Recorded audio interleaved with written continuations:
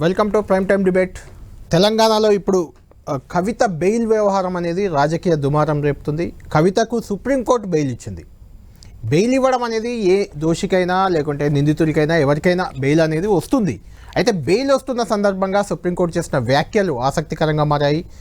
అన్ఫెయిర్గా ED investigation చేస్తుందని ఒక వ్యాఖ్య చేసింది. మీకు నచ్చితే సాక్షులు అవుతారు, నచ్చకపోతే దోషులు అవుతారా అంటూ ఒక క్వశ్చన్ చేసింది. ఇది కొంత ఈడీ సిబిఐ పనితీరుపై విచారణపై ప్రభావితం చేసే వ్యాఖ్యలుగా చూడాలి. అయితే సుప్రీంకోర్టు కవితకు బెయిల్ ఇచ్చినప్పటికీ ఇది రాజకీయ బెయిల్ అంటూ రంగంలోకి దిగాయి రాజకీయ పార్టీలు. అటు బండి సంజయ్ కేంద్ర హోంశాఖ సహాయ మంత్రి ఏకంగా తెలంగాణ రాజ్యసభ సభ్యుడు, ఈరోజే రాజ్యసభ సభ్యుడిగా కూడా ఆయన ఇచ్చినట్టున్నారు ఆయనకు, అభిషేక్ మను సింఘ్వి. ఆయన వల్లే బెయిల్ వచ్చింది. ఇది కాంగ్రెస్ బీఆర్ఎస్ రెండింటి మధ్య ఉన్న లోపాయికార ఒప్పందం. ఆయనకు రాజ్యసభ సీట్ వచ్చింది, కవితకు బెయిల్ వచ్చింది, రాజ్యసభ సభ్యుడైపోయారు ఆయన అంటున్నారు. ఇక కాంగ్రెస్ అయితే ఇది బీజేపీ బీఆర్ఎస్ ఎప్పటి నుంచో వ్యూహాత్మకంగా కలిసి ఉన్నాయి, కవితకు బెయిల్ వచ్చింది, ఇక బీఆర్ఎస్ విలీనమే తథ్యం, విలీనం కాబోతుందంటూ కూడా కాంగ్రెస్ అటాక్ మొదలుపెట్టింది. నిజానికి సుప్రీంకోర్టు ఇచ్చిన బెయిల్కి రాజకీయ కారణాలు ఉన్నాయా, రాజకీయ కారణాలు దీనిపై ఎలాంటి ప్రభావం చూపాయి? ఇదే అంశంపై చర్చిద్దాం. మాతో పాటు జాయిన్ అవుతున్నారు కాంగ్రెస్ పార్టీ నుంచి ఆ పార్టీ మాజీ ఎమ్మెల్యే, మాజీ విప్, టీఎస్ఎండిసి చైర్మన్ అనిల్ గారు, ఈరావత్రి అనిల్ గారు మనకు లైవ్లో అందుబాటులో ఉన్నారు. బీఆర్ఎస్ పార్టీ నుంచి ఆ పార్టీ లీగల్ సెల్ అడ్వకేట్ కూడా లలితారెడ్డి గారు, BRS legal cell advocate Lalitha Reddy గారు అందుబాటులో ఉన్నారు. రాణి రుద్రమ్మ గారు బీజేపీ అధికార ప్రతినిధి, రాణి గారు కూడా మనకు అందుబాటులో ఉన్నారు. కవిత బెయిల్పై ఏ పార్టీ వెర్షన్ ఏంటి, రాజకీయ కారణాలు దీంట్లో ఉన్నాయా? ముందు రాణి గారు మీరే చెప్పండి, ఎందుకంటే బండి సంజయ్ చేసిన వ్యాఖ్యలు దుమారం రేపుతున్నాయి. అభిషేక్ మను సింఘ్వికి రాజ్యసభ రావడానికి, కవితకు బెయిల్ రావడానికి లింక్ చేశారు. నిజంగా ఈరోజే ఆయనకు ధృవీకరణ పత్రం కూడా ఇచ్చారు అభిషేక్ మను సింఘ్వికి, ఇక్కడ ఏకగ్రీవం అయ్యారు, ఈరోజే ఇచ్చారు. ఆడ కవితకు బెయిల్ కూడా ఈరోజే వచ్చింది. కవిత అడ్వకేట్ అభిషేక్ మను సింఘ్వి అంటున్నారు. అసలు బండి సంజయ్ చేసిన వ్యాఖ్యల్లో మీనింగ్ లేదు, అది కోర్టు ధిక్కారణ కిందికి వస్తుందంటూ కేటీఆర్ కూడా ఆల్రెడీ ఫైర్ అయ్యారు. అంటే ఏంటి, సుప్రీంకోర్టు కవితకు బెయిల్ ఇస్తే దానికి అభిషేక్ మను సింఘ్వికి, రాజ్యసభకి, కవితకు బెయిల్ రావడానికి లింక్ చేస్తూ బీజేపీ చేస్తున్న దీన్ని ఇలా చూడాలి మనం? కళ్యాణ్ గారు, మీకు అలాగే ప్యానెల్లో ఉన్నటువంటి ఇతర గెస్టులకి అందరికీ కూడా నమస్కారం. ఇప్పుడు మీరు అన్నటువంటి అంశంలో బండి సంజయ్ గారు మధ్యాహ్నము కవిత గారికి బెయిల్ వచ్చిన వెంటనే వారు ట్వీట్ చేసినటువంటి మాట వాస్తవము. అయితే వారు ఎందుకు ట్వీట్ చేసినారు అంటే, కవిత గారికి బెయిల్ రావడంతో ఇక్కడ ఉన్నటువంటి తెలంగాణ కాంగ్రెస్ నాయకులు మహేష్ కుమార్ గౌడ్ గారు వారు స్వయంగా ఇచ్చినటువంటి స్టేట్మెంట్ ఏంటంటే, బీఆర్ఎస్ బీజేపీ రెండు కలిసిపోయాయని అనడానికి ఇది నిదర్శనము, వాళ్ళ విలీనానికి మార్గం సుగమమైంది, అందుకే కవితకు బెయిల్ వచ్చింది అనేటువంటిది కామెంట్ రాణి గారు ఒక్క నిమిషం మీరు లైన్ లో ఉండండి. ఎందుకంటే ఢిల్లీ నుంచి కవిత కాసేపట్లో తిహార్ జైలు నుంచి విడుదల కాబోతుంది. ఆ ప్రాంతంలోనే మాజీ మంత్రి గంగుల కమలాకర్ గారు, బీఆర్ఎస్ నేతలంతా అక్కడే ఉన్నారు. కమలాకర్ గారు మనకు లైవ్ లో జాయిన్ అయ్యారు. కమలాకర్ గారు దాదాపు 150-160 రోజుల తర్వాత కవిత గారికి బెయిల్ వచ్చింది, ఆమె కాసేపట్లో రిలీజ్ కాబోతుంది. మీరు ఎలా ఫీల్ అవుతున్నారు? ఒకటి, ఆ బెయిల్ వెనుక కూడా రకరకాల రాజకీయ కారణాలు ఆపాదిస్తున్నారు. అటు కాంగ్రెస్ ఏమో బీజేపీ బీఆర్ఎస్ ఒకటి అంటుంది, బీజేపీ ఏమో కాంగ్రెస్ బీఆర్ఎస్ ఒకటి అంటుంది. ఈ బెయిల్ని మీరు ఎలా చూస్తారు? నిజంగానే బీజేపీ బీఆర్ఎస్ ఒకటైతే గిట్ట కవితకు జైలు కిందకు వద్దండి, కవితకు మీద అలిగేషన్స్ పెడతారు. మేము ఫైటర్ కాబట్టి, బీజేపీకి వ్యతిరేకంగా పోరాటం చేస్తున్నాం కాబట్టి కేసులు ఉన్నాయి. ఇక మేము బీజేపీ బీఆర్ఎస్ పార్టీ ఒకటెట్లా, బీజేపీ బీఆర్ఎస్ ఒకటైతే గిట్ట మా ఎఫ్ఐఆర్ రావద్దు, మా పేరే ఇంక్లూడ్ కావద్దు, జైలుకు పోయే సమస్య లేదు కదా. ఈ రోజు కాంగ్రెస్ పార్టీ బీజేపీలు ఒకటారు కాబట్టి ఎంతో మంది కాంగ్రెస్ బయట తిరుగుతున్నారు. వాళ్ళు ఎవరైతే కనసాగల్లో బీజేపీ కనసాగలు ఉన్నా, ఏ పార్టీ వాళ్ళన్నా బయట తిరుగుతున్నారు. ఎన్ని తప్పులు చేసినా కూడా ఎంతమంది వేల కోట్ల 100 కోట్ల రూపాయలు ఫ్రాడ్ చేసిన కూడా బయట తిరుగుతున్నారు. ఎందుకంటే they are belongs to BJP. కానీ మేము ఫైటింగ్ చేసినాం కాబట్టి, ఇక్కడ బెండ్ కాలే కాబట్టి, తలదించలే కాబట్టి, పోరాటం చేసినాం కాబట్టి, పోరాటంలో పుట్టిన పార్టీ, పోరాట పటిమలో పుట్టిన పార్టీలో పుట్టిన బిడ్డ కాబట్టి, ఇక్కడ తలవంచలే కాబట్టి జైలు పంపించిన అన్యాయంగా ఎక్కువ కేసు లేకుండా ప్రూఫ్ కాలేదు. ఈరోజు అత్యున్నత న్యాయస్థానం ఎంత గొప్పగా తీర్పిచ్చింది మా మీద, ఎక్కడ వేర్ ఇస్ ద ఎవిడెన్స్ అని చెప్పింది. కాబట్టి ఈ రోజు న్యాయస్థానము మాకు న్యాయం చేసింది, ఆలస్యమైన కూడా ధర్మం గెలిచింది, న్యాయం గెలిచింది. ఎంత గొప్పగా ఇప్పుడు మేము మా సుప్రీంకోర్టు మా తీర్పు వలన బలం చేకూర్చింది. కాబట్టి మేము చాలా సంతోషపడుతున్నాం. మా సోదరిమణి, ముఖ్యంగా తెలంగాణ ఆడబిడ్డ, మా పార్టీ ఆడబిడ్డ 5 నెలలు లోపల పెట్టిన కూడా ధైర్యంగా ఈరోజు మేము బయటకు వస్తున్నాం. న్యాయస్థానం నమ్మకం ఉంది. రేపు పొద్దునగా ట్రయల్స్ నడుస్తూ ఉంటాయి. అందులోగా కడిగిన ఆనుమత్యం లెక్క మా బిడ్డ బయటకు వస్తా చెప్పి మేము భావిస్తున్నాం. గంగుల కమలాకర్ గారు, మీ జిల్లాకే చెందిన ఎంపీ, మీ ఎంపీఏ, మీరు కూడా అందులోనే ఉంటారు కాబట్టి మీ ఎంపీ కేంద్ర హోంశాఖ సహాయ మంత్రి బండి సంజయ్ ఒక ట్వీట్ చేశారు. చాలా ఇంట్రెస్టింగ్గా ఉంది అది. అభిషేక్ మను సింఘ్వీకి రాజ్యసభ ఇచ్చారు, ఆయనే కవిత, అంటే కాంగ్రెస్ రాజ్యసభ ఇచ్చింది, ఆయన కవిత అడ్వకేటు, ఆయన కవితకు బెయిల్ ఇప్పించారు. ఆ రెండు పార్టీల మధ్య మంచి అవగాహనకి ఇదే నిదర్శనం అంటున్నారు ఆయన. ఒక రాజ్యాంగ పదవిలో ఉండి ఈరోజు కాదు, కేంద్ర మంత్రి పదవిలో ఉన్న వ్యక్తి బండి సంజయ్ గారు ఇలాంటి ట్వీట్ చేయడం అనేది నిజంగా బాధాకరం. అతను చేసిండా, అతన్ని అనుచర చేసిండా, ఎవరిసిండో కానీ చాలా పెద్ద బ్లండర్ స్టేట్మెంట్ అది. నేను ఒకటే చెప్తున్నాను, ఒక అత్యున్నత స్థానం, సుప్రీంకోర్టు అనేది ఒక అత్యున్నత స్థానం, దాన్ని అగౌరవపరిచే స్టేట్మెంట్ ఇస్తారు. ఎవరన్నా అగౌరవపరుస్తారా? వారిచ్చే తీర్పును అగౌరవపరిచినట్టే కదా. అంటే పొలిటికల్ పార్టీ చెప్తే సుప్రీంకోర్టు డైరెక్షన్ ఇస్తుందా? మీరు అన్నమాట అదే కదా. అంటే ప్రభావితం చేస్తారా? కాబట్టి నేను ఒకటి చెప్తున్నా, వెంటనే మీరు ఈ యొక్క సుప్రీంకోర్టుకు న్యాయ వ్యవస్థకు క్షమాపణ చెప్పాలి బండి సంజయ్ గారు. ఇది సుప్రీంకోర్టు అంటే అత్యున్నత న్యాయస్థానం, గౌరవపరుస్తున్నాం, అందరం గౌరవిస్తాం, కానీ అగౌరవపరిచంగా మాట్లాడినాం. ఈరోజు కాంగ్రెస్ పార్టీ, ఇప్పుడు బీజేపీ పార్టీ ఏకమైనందుకు సాక్ష్యాలు ఉన్నాయి కదా. మరి అట్లంటే మీరు ఒకటంటే రాజీవ్ గాంధీ, మన సోనియా గాంధీకి బెయిల్ వచ్చింది, కొలుడైనట్టేనే మీరు. ఇప్పుడు చిదంబరంకు బెయిల్ వచ్చింది, రాహుల్కి బెయిల్ వచ్చింది, అంటే మీరంతా కొలుడైనట్టేనా ఈరోజు. ఇది మొన్న మరి మీరు కాంగ్రెస్ పార్టీ అనుబంధంగా ఉన్నది కదా, ఆపు సిసోడియాకి బెయిల్ వచ్చింది కదా, అంటే మీరంతా ఒకటైనట్టేనా. ఇది ఒక రాజ్యాంగ పదవిన పోస్టులో న్యాయస్థానం మీద వ్యాఖ్యలు చేసేటప్పుడు ఆలోచించి చెప్పాలి. చాలా ఇది నిజంగా అగౌరవించక మాట్లాడిన కాబట్టి డెఫినెట్ గా క్షమాపణ చెప్పాలి, లేకపోతే డెఫినెట్ గా ఆయన మీద యాక్షన్ కూడా తీసుకునే పరిస్థితి ఉంటుంది. గంగుల కమలాకర్ గారు, ప్రధానంగా కాంగ్రెస్ నుంచి వస్తున్న విమర్శ ఏంటంటే బెయిల్ వచ్చేసింది, ఇక విలీనమే తర్వాయి, మొత్తం మీరంతా కూడా ఎమ్మెల్యేలంతా పోయి అక్కడ పరేడ్ చేశారు, బీజేపీ కార్యాలయం ముందు పరేడ్ చేయడం వల్ల విలీనం అవుతామని చెప్పుకోవడం వల్లే ఈ బెయిల్ వచ్చింది అనేది కాంగ్రెస్ చేస్తున్న చాలా తీవ్రమైన ఆరోపణ అనుకోండి, అలిగేషన్ అనుకోండి. దీనికేం చెప్తారు? అదే మహేష్ కుమార్ గౌడ్ కూడా పొద్దున్న అదే స్టేట్మెంట్ ఇచ్చిండు. ఆయన కూడా రాజ్యాంగ పోస్టులో ఉండి, మేము నిజంగానే విలీనం అయితే గిట్ట, పొత్తు అయితే గిట్ట, మా అక్క లోపలికి ఎందుకు పోతుంది కదా, ఎఫ్ఐఆర్ ఎందుకైతే కదా, 5.5 నెలలు జైల్లో ఎందుకుంటాం కదా. ఈ రోజు ట్రయల్ కోర్టు ఎప్పుడు ఇయ్యలేక మాకు అత్యున్నత న్యాయస్థానం తెచ్చుకోవడానికి ఇదంతా జరిగింది కదా, మీరు దారికి వచ్చేదాకా ఇదంతా చేశారని. మేము నిజంగానే దారికి రావాలనుకుంటే ఫస్ట్ ఒకటే 15 రోజుల మీద దారికి మేము సరెండర్ అవుతాం కదా. ఇన్ని రోజులు ఎందుకుంటాం మేము? మాకు తెలియదా ఎట్లా ఈ మాకు న్యాయం చేస్తుంది మాకు అని చెప్పి నమ్మకంతో విన్నాం కదా. కాబట్టి ఇవన్నీ కూడా అంటే వాళ్లకు సిసోడియాకు బెయిల్ ఇస్తేనున్నా న్యాయస్థానం న్యాయం గెలిచినట్టు, మాకు బెయిల్ ఇస్తాను కుమ్మక్క. మరి సోనియా గాంధీకి ఎందుకు ఇచ్చింది బెయిల్? అప్పుడు మీరు కుమ్మక్కైనరా? రాహుల్ గాంధీకి బెయిల్ ఇచ్చిండ్రు, కుమ్మక్కైనరా? చిదంబరం బెయిల్ ఇచ్చిండ్రు, బెయిల్లో ఉన్నారు కదా, కుమ్మక్కైనట్టేనా? నేనేమంటాను, మీకు బెయిల్ ఇస్తాను, న్యాయస్థానం న్యాయం గెలిచింది, మాకు బెయిల్ ఇస్తే కుమ్మక్క. ఇదన్నా న్యాయస్థానం మీద అగౌరవపరిచే మాట్లాడాలి. సో డెఫినెట్ గా న్యాయస్థానం మీద ఎవరు మాట్లాడడంగా డెఫినెట్ గా యాక్షన్ తీసుకున్న పరిస్థితి. రైట్. ఫైనల్ గా గంగుల కమలాకర్ గారు, ఫైనల్ గా చెప్పండి, మీరు కవితను స్వాగతం పలికేందుకు అక్కడ ఉన్నట్టున్నారు, ఎంతసేపట్లో కవిత గారు బయటకు రాబోతున్నారు? ఈ రోజు ఆల్రెడీ మెయిల్ వచ్చింది, బెయిల్ ఆర్డర్ మెయిల్ వచ్చింది, కానీ డాక్ రావాలి. డాక్ అంటే బై హ్యాండ్ లో రావాలి. ఆ బై హ్యాండ్ లో వస్తుంది కాబట్టి ఆ డాక్ వచ్చే వరకు ఇంకొక 30 మినిట్స్ పడుతుంది. సో మోస్ట్ ప్రాబ్లీ 7:30 నుంచి 7:45 మధ్యన మా సోదరుని ఆడబిడ్డ బయటకు వచ్చే అవకాశం ఉంది. అంటే ఓవరాల్ గా ఈ వ్యవహారాన్ని ఫైనల్ గా కంక్లూడ్ చేద్దాం. ఈ వ్యవహారాన్ని ఎలా చూస్తారు? కవితని ఈ కేసులో ఇరికించడానికి కానీ, జైలుకు పంపడానికి కానీ ఏమైనా ప్రత్యేకమైన రాజకీయ కారణాలు మీకు కనిపిస్తున్నాయా?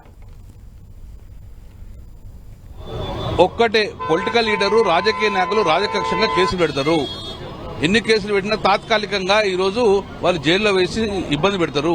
కానీ అంతిమంగా న్యాయస్థానాలు ఉన్నాయి, న్యాయస్థానం మీద అపార గౌరవం ఉంది. న్యాయస్థానాలు న్యాయం చేస్తాయని మరొక్కసారి ఈ రోజు ప్రజలకు తెలుసుకున్న పరిస్థితి వచ్చింది. రాజకీయ పార్టీలు వారి కక్ష సాధింపు చర్యలు తీసుకుంటారు, కానీ న్యాయస్థానాలు ససేమిరా ఇవన్నీ ఉండడం, ఎక్కడ లొంగకుండా న్యాయస్థానాలు ప్రజలకు న్యాయం కలిగించడానికి ఇది ఒక నిదర్శనంగా మేము భావిస్తున్నాం. Right. Thank you Gangula Kamalakar గారు, థ్యాంక్ యూ వెరీ మచ్. రాణి గారు, మీది మధ్యలో ఇంటరప్ట్ అయింది. గంగుల కమలాకర్ గారు కూడా క్షమాపణ చెప్పాలి అని డిమాండ్ చేస్తున్నారు బండి సంజయ్ గారు. ఇది కోర్టు ధిక్కారం అని కేటీఆర్ ఆల్రెడీ ట్వీట్ చేశారు. దాన్ని ఎలా సమర్థించుకుంటారు మీరు?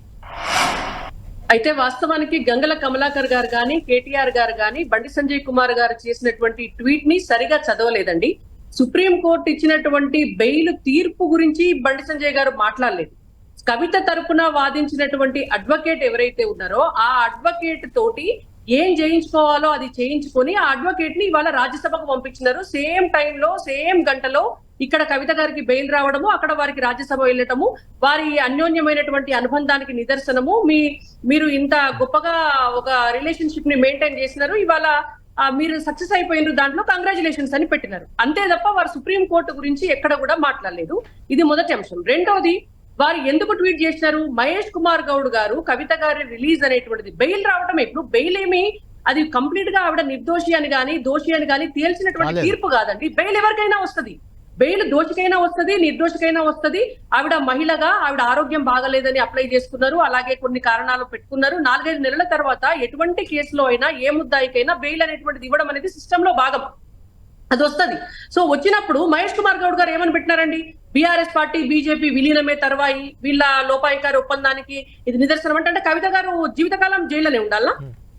జీవితకాలం జైల్లోనే ఉండాలి. ఆమె ఎప్పుడు రిలీజ్ అయినా కూడా బీజేపీకి బీఆర్ఎస్ కు మధ్యలో అవినాభావ సంబంధం ఉన్నట్టేనా? మరి ఇప్పుడు ఇలాంటి స్టేట్మెంట్స్ కాంగ్రెస్ పార్టీ గతంలో కూడా ఆవిడని లోపలేయకపోతే మన సిబిఐ ఈడీ వాళ్ళు బీజేపీ బీఆర్ఎస్ పొత్తు వల్ల ఆమెను లోపలేస్తలేరన్నారు. ఆమెను లోపలేస్తే పార్లమెంట్ ఎలక్షన్స్ లో లబ్ధి పొందడం కోసం లోపలేస్తున్నారు. వీళ్ళు 2 పార్టీలు ఒకటే అన్నారు. ఇవాళ ఆమెకు బెయిల్ వస్తే మళ్ళీ 2 పార్టీలు ఒకటే అంటున్నారు. అంటే నోరాది తాటిబట్టనా? రేవంత్ రెడ్డి అడుగుదాం, అది నోరా తాటిబట్ట అడుగుదాం. అనిల్ గారు, నిజంగా కూడా అంటే రాణి గారు చెప్పినా బీఆర్ఎస్ వాళ్ళు చెప్తున్నా, జైల్లో వేయకపోతే బీజేపీ బీఆర్ఎస్ ఒకటే, అందుకే అరెస్ట్ చేయట్లేదు అన్నారు. జైల్లో వేస్తే పార్లమెంట్ ఎన్నికల్లో లబ్ధి కోసం బీజేపీ బీఆర్ఎస్ ఒక్కటి కాదు అని ప్రొజెక్షన్ చేసుకోవడానికి జైల్లో వేశారన్నారు. ఇప్పుడు బెయిల్ వస్తే బీజేపీ బీఆర్ఎస్ ఒక్కటే బెయిల్ వచ్చింది అంటున్నారు. అంటే మీ ఉద్దేశం ఏంది? బీజేపీ అధికారంలో ఉన్నన్ని రోజులు కవితకు బెయిల్ రాదనుకున్నారా? అంటే ప్రతి రాజకీయ పార్టీ కూడా అక్కడ ఉన్న పరిస్థితులను బట్టి వాళ్ళకి అనుకూలంగా మాట్లాడుకునే అట్లా ప్రయత్నం చేస్తుంటారు. దాంట్లో భాగంగా అన్ని పార్టీలు కూడా, మేమే కాదు, కాంగ్రెసే కాదు, భారతీయ జనతా పార్టీ కావచ్చు, బీఆర్ఎస్ కావచ్చు, అందరూ కూడా ఆ విధంగానే మాట్లాడతారు. అసలు వాస్తవంలోకి వెళ్తే ఏం జరిగిందంటే, కవిత గారిని అరెస్ట్ చేయడానికి కారణం కేజ్రీవాల్ గారిని ఫిక్స్ చేయాలన్న ఒక ఆలోచనతో అప్పుడు 100 కోట్ల రూపాయలు ఫండింగ్ చేశారు పంజాబ్ ఎన్నికలకు అని చెప్పి, దానిపైన అప్పుడు గవర్నర్ గారు దృష్టి పెట్టడం వల్ల ఈ స్కామ్ అన్నది బయటకు వచ్చింది. ఈ 100 కోట్ల రూపాయలు ఎక్కడికి వెళ్ళి వచ్చిన డబ్బు అన్నది వాళ్ళు దానిపైన విచారణ జరిపినప్పుడు ఈ 100 కోట్ల రూపాయల డబ్బు అనేది లిక్కర్ స్కామ్కి, లిక్కర్ పాలసీలకు వెళ్ళి వాళ్ళు తీసినరు అని చెప్పేసి వచ్చింది. అప్పుడు కేజ్రీవాల్ గవర్నమెంట్ని ఫిక్స్ చేయడానికి వాడినారు. అందులో కవిత గారి పాత్ర ఉంది కాబట్టి కవిత గారు జైలుకి వెళ్ళడం జరిగింది. అప్పుడు నేను పదే నేను అప్పుడు కూడా చెప్పాను, చాలాసార్లు నేను ఈ టీవీ డిబేట్లలో కూడా మీ దగ్గర కూడా నేను చాలాసార్లు మాట్లాడినా. ఏమని మాట్లాడినా, ఇప్పుడు అరవింద్ కేజ్రీవాల్ గవర్నమెంట్ని ఫిక్స్ చేశారు కదా, మరి ఇక్కడ కేసీఆర్ ప్రభుత్వాన్ని ఎందుకు ఫిక్స్ చేయట్లేదు భారతీయ జనతా పార్టీ? భారతీయ జనతా పార్టీకి అన్ని అంశాల పరంగా మద్దతు ఇస్తున్నారు. భారతీయ జనతా పార్టీకి అంటే సెంట్రల్ గవర్నమెంట్కి, ఆ రోజున్న కేంద్ర ప్రభుత్వానికి అన్ని రకాలుగా వీళ్ళు రాజ్యసభలు కావచ్చు, లోక్సభల్లో అండ్ అంశాల వారీగా పూర్తి మద్దతు తెలపడం జరిగింది. వాళ్ళకు అప్పటి నుంచే ఒప్పందం ఉంది, చీకటి ఒప్పందం కావచ్చు, అప్పుడైతే బహిరంగ ఒప్పందం అప్పుడు మనం అంతా చూసినాం. అప్పుడు నేనేమన్నాను, కాళేశ్వరంలో భారీగా అవినీతి జరిగింది, మేము చెప్పడమే కాదు, అమిత్ షా లాంటి అగ్రనాయకులు, బీజేపీ అగ్రనాయకులు, స్వయంగా ప్రధానమంత్రి మోడీ గారు కూడా ఇది కాళేశ్వరం వాళ్ళకి ఏటీఎంగా మారింది అని చెప్పిన తర్వాత, అంటే వాళ్ళే చెప్తారు స్వయంగా, వాళ్ళ నోటితోనే బహిరంగ సమావేశాల్లో వాళ్ళు చెప్పడం జరిగింది. అప్పుడు మేము డిమాండ్ చేసినాం, దానిపైన సిబిఐ ఎంక్వైరీ విచారణ చేపట్టి మీరు ఎందుకు విచారణ చేపట్టలేదు, ఇంత పెద్ద స్కామ్ జరిగిందని మీ నోటి ద్వారానే మీరు చెప్తున్నారు ప్రజలకు అని చెప్పి ఆ రోజు మేము డిమాండ్ చేసినాం. ఈ 1000 కోట్ల రూపాయలు ఎన్నికలకు డబ్బులకు ఎట్లొస్తున్నాయి, మునుగోడుకి 300 కోట్లు ఎట్లొచ్చినాయి, హుజురాబాద్కి ఒక 600 కోట్లు ఎక్కడికి వెళ్ళి వచ్చినాయి టీఆర్ఎస్కి, మరి ఈ డబ్బు అంతా ఎక్కడి నుంచి వస్తుంది, మీరు ఎందుకు అక్కడ 100 కోట్ల డబ్బుని పంప్ చేసినప్పుడే పంజాబ్ ఎన్నికలకు 100 కోట్ల రూపాయలు ఎక్కడికి వెళ్ళి వచ్చినాయని చెప్పేసి విచారణ జరిపినప్పుడు ఇన్ని 1000 కోట్ల రూపాయలు వస్తున్నాయని ఎందుకు విచారణ జరపలే అని చెప్పి ఆ రోజు మేము డిమాండ్ చేసినాం. అప్పటి నుంచి బీజేపీకి బీఆర్ఎస్కి సంబంధం అన్ని రకాలుగా ఉంది, అంశాల వారీగా వాళ్ళ మద్దతు ఉన్నప్పుడు కవిత అరెస్ట్ కావద్దు కదా. నేను అది అక్కడికి వస్తున్నా.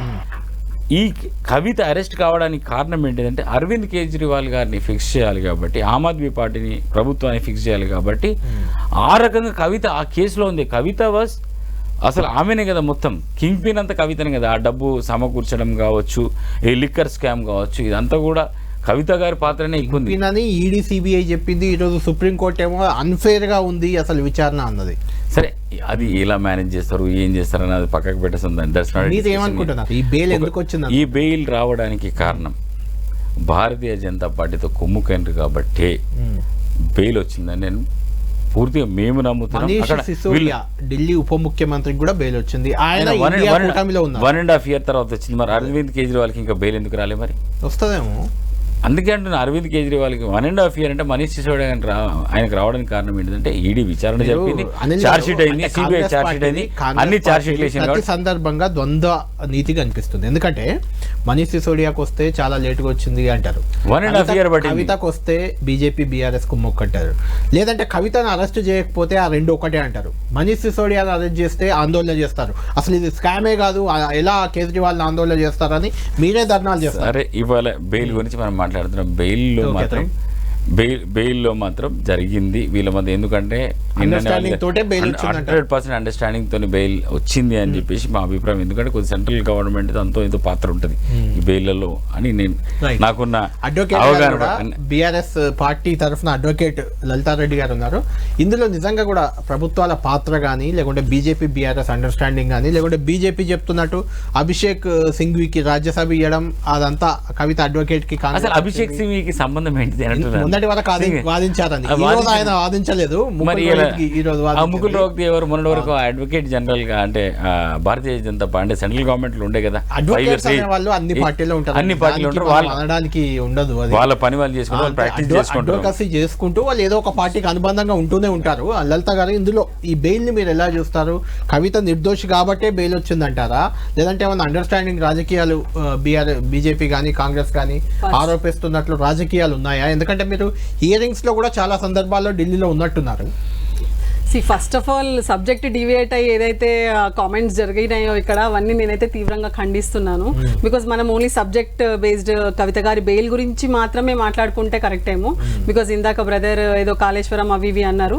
సో కంప్లీట్గా నేను అవన్నీ డినై చేస్తున్నాను, ఖండిస్తున్నాను. And let us stick to only present subject. So present subject వచ్చేసరికి నేనేమంటున్నా అంటే కవిత గారు ఫస్ట్ నుంచి మేము చెప్పేది కవిత గారు నిర్దోషి. ఓకే, ఆమె ఎలాంటి తప్పు చేయలేదు, ఫాల్స్లీ ఇంప్లికేట్ అయింది. అసలు బయట వాళ్ళ కోర్టులో వాదనల కంటే ఇప్పుడు మన సిస్టర్ రుద్రమ్మ గారు చెప్పినట్టు కానీ, ఇప్పుడు బ్రదర్ అనిల్ గారు చెప్పినట్టు కానీ, అసలు బీజేపీ కాంగ్రెస్ వాళ్ళ వాదనలు సుప్రీంకోర్టు వింటే కవిత గారికి క్లీన్ చిట్ ఇచ్చి ఈమె నిర్దోషి అని మెయిన్ పిటిషన్ కూడా క్వాష్ అయిపోతుంది, మెయిన్ కేసే క్వాష్ అయిపోతుంది. బికాస్ వీళ్ళిద్దరు ఎలిగేషన్స్ చూస్తున్నారు, ఒకరు ఏమంటున్నారు, ఇంకొకరు ఏమంటున్నారు. సో ఈ రెండు విధాలుగా మనం ఎప్పుడైతే తీసుకెళ్తున్నామో న్యాచురల్లీ అక్కడ కవిత గారు నిర్దోషి అని క్లియర్ గా తెలిసిపోతుంది.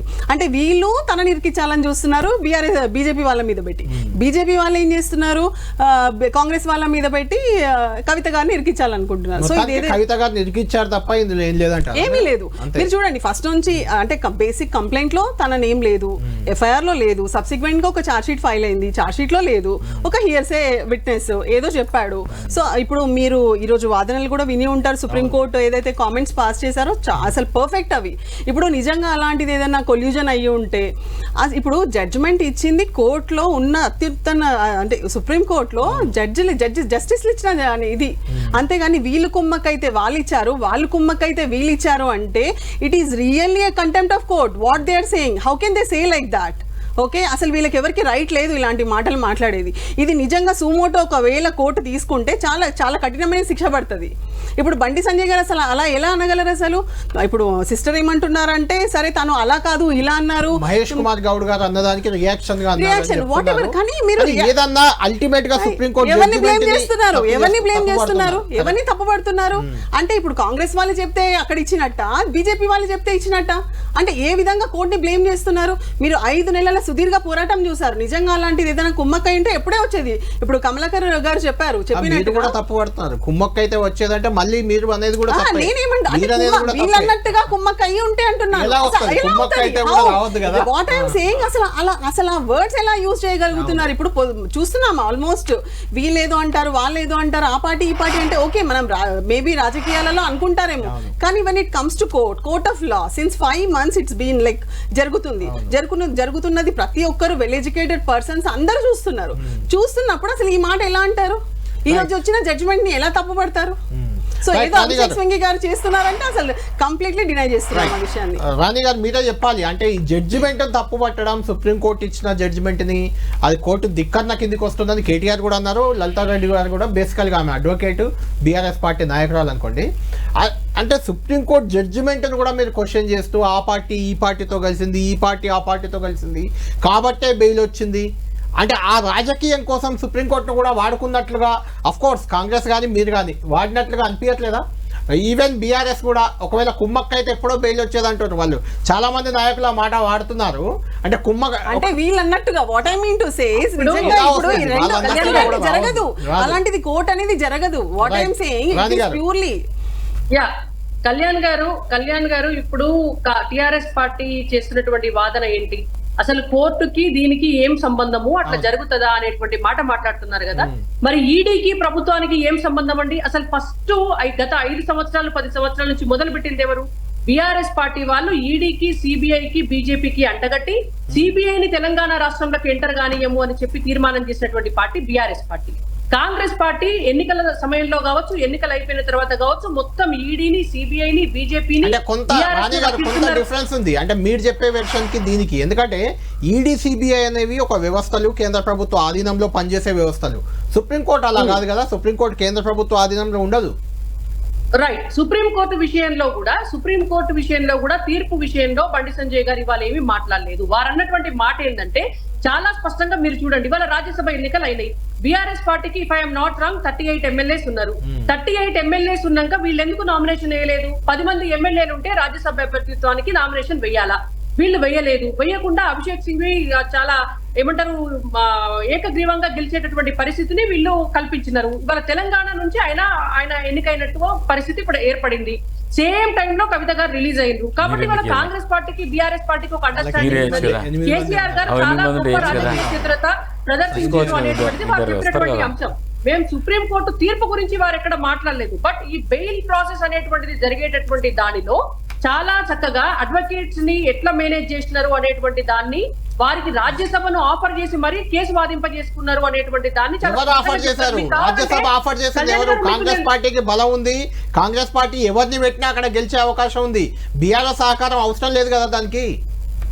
అవసరం లేకపోయినా మరి బీఆర్ఎస్ పార్టీ మేము తెలంగాణ కోసమే పుట్టినాం, మేము తెలంగాణ ఆశమేము, తెలంగాణ శ్వాసమేము అన్నటువంటి వాళ్ళు ఎందుకు నామినేషన్ వేయలేదు అని మేము అడుగుతున్నాం. మీరు గెలుస్తారా కొడతారా తర్వాత అండి. యుద్ధ క్షేత్రంలో మీకు 38 మంది ఎమ్మెల్యేలు ఉన్నారు. ఇక్కడ ఉన్నప్పుడు మీరు ఎందుకు నామినేషన్ వేయలేదు? విప్పిస్తారు. మీరు ఓటింగ్ పోయేది ఉండే కదా, ఎందుకు పోలేదు అంటున్నా.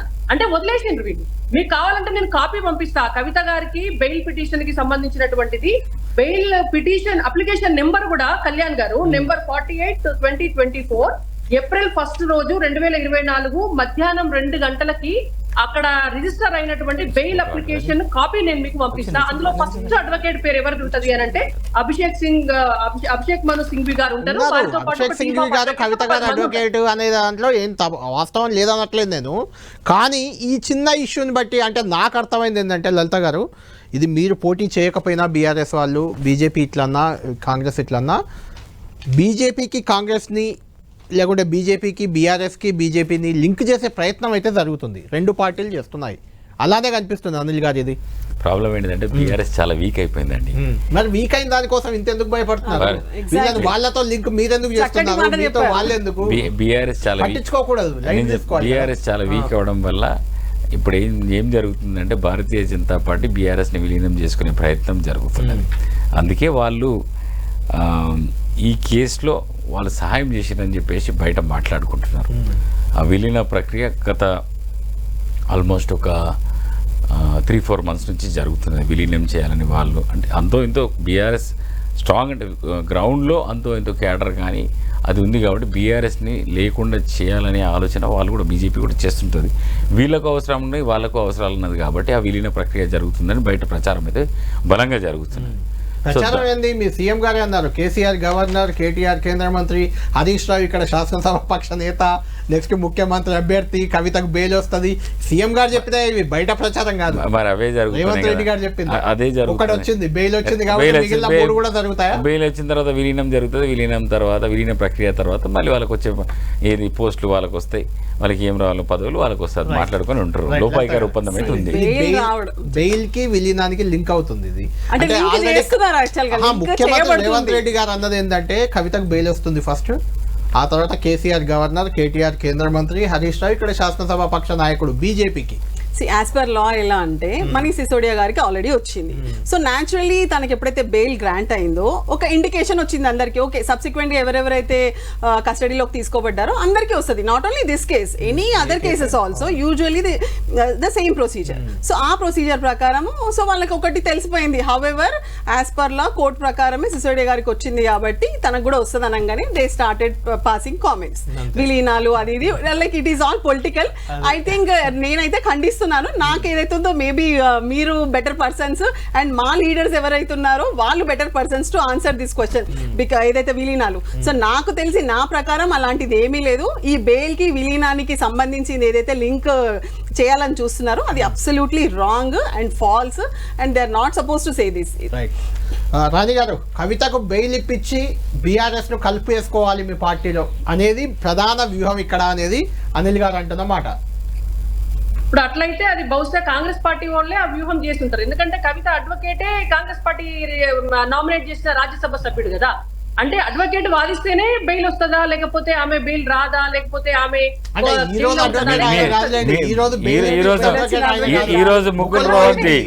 వాళ్ళ గవర్నమెంట్ అడ్వకేట్ జనరల్ గా చేసిన పనిచేశారు, అటార్నీ జనరల్ గా చేసిన ఆయన తనే చేశారు, ఏజీగా చేశారు అడ్వకేట్ జనరల్.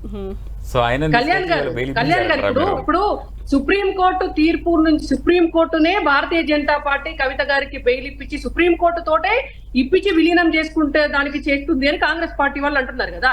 అసలు సుప్రీం కోర్టునే మేము జడ్జిని ఇన్ఫ్లుయెన్స్ చేశామని కాంగ్రెస్ పార్టీ వాళ్ళు అంటున్నారు. మేమేమంటున్నాము, అసలు అడ్వకేటే మీ వాడు కదా. ఫస్ట్ మీరు అడ్వకేట్ కి రాజ్యసభ ఇవ్వడం కోసము అడ్వకేట్ చేత వాదిస్తేనే కదా జడ్జి కూడా తీర్పునిచ్చేది. అడ్వకేట్ వాదనలో పసలేకపోతే జడ్జి మాత్రం బెయిల్ ఎట్లు ఇస్తాడు? కాబట్టి వాళ్ళ ఆ అడ్వకేట్ ను పెట్టుకొని ఆయనకు రాజ్యసభ ఆఫర్ జీవించి మీరు కవితకు బెయిల్ వచ్చేటట్టుగా ఏదో చేసినారు అని మేమంటాం. నేను మీకు ఇంకొక విషయం కూడా నేను చెప్పదలుచుకున్నా అండి. గతంలో నుంచి ఇప్పటి వరకు కూడా రేవంత్ రెడ్డి గారు మొదలుకొని కాంగ్రెస్ పార్టీ వాళ్ళు చేస్తున్నటువంటి అసత్య ప్రచారం, బీజేపీ బీఆర్ఎస్ కలుస్తుంది అని, రెండో అసత్య ప్రచారం, కవితకు బెయిల్ వస్తుంది తర్వాత ఇది జరుగుతుంది తర్వాత అది జరుగుతుంది. అంటే బెయిల్ రాకుండా కవిత గారు జీవితకాలం ఉంటారా అండి జైల్లో? మర్డర్ చేసిన వాళ్ళకు కూడా బెయిల్ వస్తుంది, అత్యాచారాలు చేసిన వాళ్ళకు కూడా బెయిల్ వస్తుంది. అసలు బెయిల్ రాని కేసు ఏదైనా ఉన్నదా భారతదేశంలో? కొన్ని చట్టాలు చెప్పండి నాకు. కాబట్టి ఈ ఫాల్స్ ప్రాపగండా ఎప్పుడైతే కాంగ్రెస్ పార్టీ చేయటం మొదలు పెట్టిందో డెఫినెట్ గా దానికి ఎక్కడో ఒక చోట ఫుల్ స్టాప్ పెట్టి ఒక కౌంటర్ ఇవ్వాల్సిన బాధ్యత భారతీయ జనతా పార్టీగా మాకుంటది. మీరు ఇవాళ సుప్రీం కోర్టునే మేము మ్యానిపులేట్ చేసినాము అని అంటే మరి మేము కూడా మాట్లాడతాం. అడ్వకేట్ నే మీరు మ్యానిపులేట్ చేసి రాజ్యసభ ఇచ్చినారు అని మీరు ఇవాళ బీజేపీ బీఆర్ఎస్ ఒకటై మాకేదో సిఎల్పి వస్తుంది, లేకపోతే హరీష్ రావు గారికి ఇంకో పోస్ట్ వస్తుంది, లేకపోతే కేటీఆర్ గారికి ఇంకో పోస్ట్ వస్తుంది, మేమిద్దరం కలిస్తే విలీనం అయితే అంటే మా బండి సంజయ్ కుమార్ గారు కూడా చెప్పినారు. బీఆర్ఎస్ పోయి కాంగ్రెస్ లో విలీనం అయితే ఏఐసిసి పోస్ట్ కేసీఆర్ గారికి వస్తుంది, ఇక్కడ ముఖ్యమంత్రి సీటు హరీష్ రావు గారికి వస్తుంది, కేటీఆర్ గారికి. ఎట్లుందంటే ఒక ఫుట్బాల్ గేమ్ ఆడుకుంటూ మధ్యలో ఒక బాల్ ఉన్నట్టు బీఆర్ఎస్ ని మీరు ఇద్దరు అటు ఇటు ఆడుకుంటున్నట్టే కనిపిస్తుంది. కళ్యాణ్ గారు, అంటే మనం కొన్ని వాస్తవాలు మాట్లాడుకోవాల్సి వస్తుంది. అది కంటెంప్ట్ ఆఫ్ కోర్ట్ కింద వస్తుందని మనం అందరం భయపడుతుంటాం. కానీ వాస్తవాలు మాట్లాడుకోవాలి, వాస్తవాలు ప్రజలకు కూడా తెలియాలి. ఈ మధ్య కాలంలో ఏం జరుగుతుంది అని అంటే గత 10 సంవత్సరాలు కావచ్చు, ఒక 10-15 సంవత్సరాల కాలంలో జ్యుడిషియర్ని కూడా ఇన్ఫ్లుయెన్స్ చేసే పరిస్థితికి వచ్చినాయి ప్రభుత్వాలు. కేంద్ర ప్రభుత్వాలు జ్యుడిషియర్ని ఇన్ఫ్లుయెన్స్ చేసే పరిస్థితులు ఉన్నాయి. అవి మనం మాట్లాడుకుంటే కంటెంప్ట్ ఆఫ్ కోర్ట్ అవుతుంది, ఇలా మళ్ళీ జడ్జి మాట్లాడకపోవడమే best. What I am saying, let us stick to ఇప్పటికి నేను కూడా but we have to talk. మనం భయపడాల్సిన అవసరం లేదు. అడ్వకేట్ల మీద మటుకు ఏదన్నా అంటే మటుకు irrespective of A party advocate కానివ్వండి అలాంటి మాటలు మటుకు మనం పాస్ చేయకూడదు. Educated people. అనిల్ గారు ఖచ్చితంగా అంటే కోర్టులు న్యాయ వ్యవస్థల మీదనే ప్రజలకు అంతో ఇంతో నమ్మకం ఉంది. ఎవరికి ఎక్కడ అన్యాయం జరిగినా కోర్టుకు వెళ్తా అంటారు వాళ్ళు. పోలీస్ స్టేషన్ కో ఎమ్మెల్యే దగ్గరకో ఎంపీ దగ్గరకో అనడం కంటే కోర్టుకు వెళ్తాను తెలుసుకుంటాను అనే వర్డ్ వస్తుంది. అంటే ఇంకా ప్రజలకు నమ్మకం ఉంది, అంతో ఇంతో నమ్మకం ఉంది. కానీ జ్యుడిషియరీని కూడా మేనేజ్ చేసే పరిస్థితులు వచ్చినాయని చెప్పేసి ప్రజల్లో అది కూడా ఒక అనుమానం ఉంది.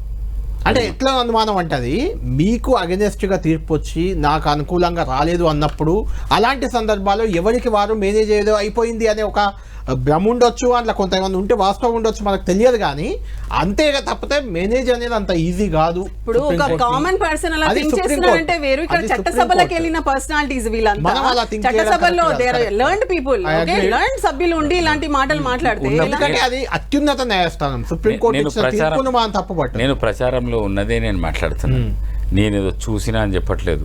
కానీ ఇది అంటే ఒకటి కవిత గారికి జడ్జి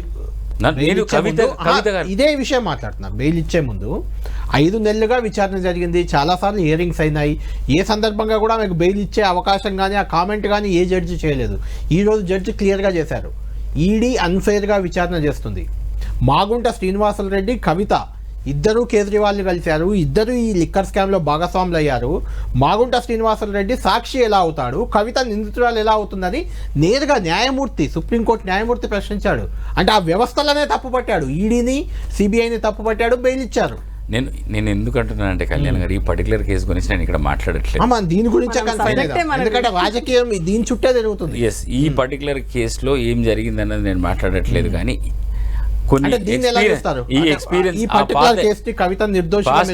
పాస్ట్ ఎక్స్పీరియన్స్ తో ఈ విధంగా మాట్లాడుతున్నారు. పాస్ట్ ఎక్స్పీరియన్స్ లో కొన్ని కేసెస్ ఉన్నాయి, అవి మేనేజబుల్ కేసెస్ అని చెప్పేసి కొన్ని ఉన్నాయి. కాబట్టి దాన్ని బేస్ చేసుకొని వీళ్ళు రాజకీయ నాయకులు మాట్లాడుతున్నారు, రాజకీయ పార్టీలు మాట్లాడుతుంటాయి. సరే, దీంట్లో ఏం జరిగింది అన్నది కాదు. అల్టిమేట్ గా మీరైతే బలంగా నమ్ముతున్నారు బీజేపీ బీఆర్ఎస్ విలీనం లేదా చర్చల వల్లే వచ్చింది బెయిల్ అని, అంతేనా? అది బలంగా నమ్ముతున్నాం మేము. అంతకనుక నేను లలిత గారు, ఇది కేవలం బెయిలే వచ్చింది. 150-160 రోజుల తర్వాత ఆమె జైలు నుంచి బయటకు వస్తుంది, అంతేగాని ఆమె నిర్దోషి కాదు. ఇంకా ట్రయల్స్ ఉంటాయి, చాలా ఉంటాయి, కంటిన్యూ అవుతాయి, చాలా రోజులు జరిగే అవకాశం ఉంది. ఎందుకంటే 50,000 పేజీల డాక్యుమెంట్లు ఉన్నాయట, 500 మంది, దాదాపు 500 మంది సాక్షులను 493 మెంబర్స్ ని విచారించారు.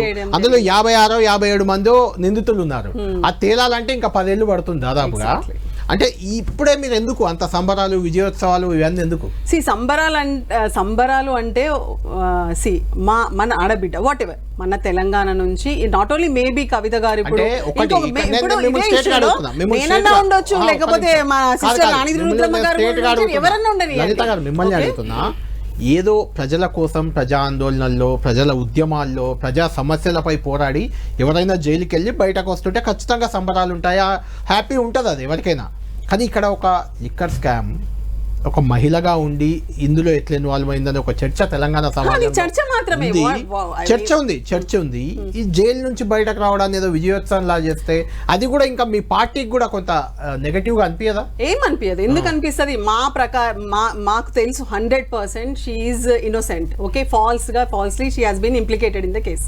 సో ఎప్పుడైతే బెయిల్ వచ్చి తను ఇప్పుడు కుటుంబ సభ్యులనే తీసుకుందాము, ఏదైనా ఒక కేసులో ఒక వన్ ఆఫ్ ది కుటుంబ సభ్యుడు వెళ్తారు, వెళ్ళినప్పుడు న్యాచురల్లీ ఇంట్లో అక్క చెల్లెలు, అన్నదమ్ములు, పిన్నిలు, బాబాయిలు అందరూ హ్యాపీ ఫీల్ అవుతారా లేదా? సో ఆ విధంగా మా నాయకురాలు, టిఆర్ఎస్ పార్టీకి సంబంధించిన నాయకురాలు ఫాల్స్ గా ఇంప్లికేట్ చేశారు. సో తను బయటకు వస్తుంది, సంబరాలు చేయడంలో తప్పేముంది? అది ఎందుకు నెగటివ్ అయితే చెప్పండి. ఈ వ్యవహారంలో సౌత్ గ్రూప్ ఒకటి ఉంది, అందరికీ బెయిల్ వచ్చింది ఆల్మోస్ట్. ఒక్క రామచంద్ర పిల్లై ఒక్కడే జైల్లో ఉన్నాడు. సుప్రీంకోర్టులో జరిగిన ఆర్గ్యుమెంట్స్ కానీ, బయట ఉన్న ప్రచారం కానీ, కవిత బదులు అక్కడ వ్యవహరించిందే రామచంద్ర పిల్లై అనేది చర్చ. ఆయన లోపలే ఉన్నాడు. ఇంకా అది చర్చనే కదా. చర్చ ఇప్పుడు కోర్టు ఏ విధంగా పరిగణలోకి తీసుకుంటుంది ప్రతి విషయాన్ని అనేది అది ఇంపార్టెంట్.